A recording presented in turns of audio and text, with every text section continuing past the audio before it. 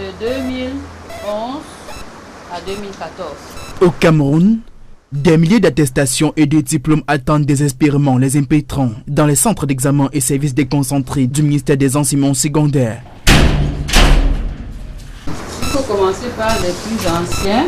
Dans son bureau au lycée bilingue de Nilon-Brazzaville dans la ville de Douala, Amélie Nanfa, sans sœur, est envahie par des diplômes du brevet d'études du premier cycle, des relevés de notes du probatoire et attestations du baccalauréat délivrés pour 7 ans depuis 2002.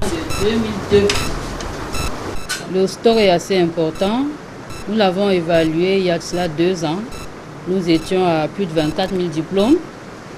Et en 3 années, donc depuis le 3 novembre 2023, nous avons distribué pratiquement 4 500 parchemins de BEPC seulement.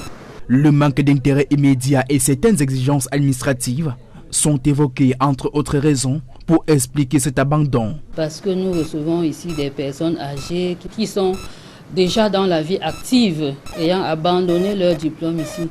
Lorsqu'ils ont une opportunité, peut-être d'emploi, c'est là où ils se souviennent qu'ils ont le diplôme ici et ils viennent le chercher.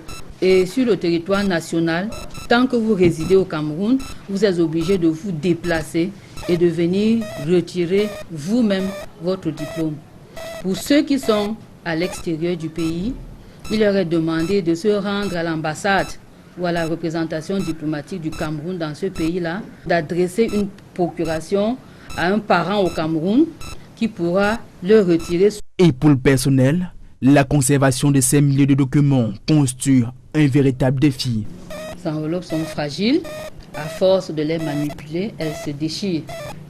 Et il y a également l'espace de stockage. Vous voyez bien que les armoires là, elles sont pleines. Si vous avez 3 établissements qui sont stockés dans une même étagère. La quantité reste élevée malgré les campagnes de sensibilisation de proximité, quelquefois organisées au sein même des centres d'examen et autres établissements rattachés. Donc l'objectif était de les faire retirer le maximum.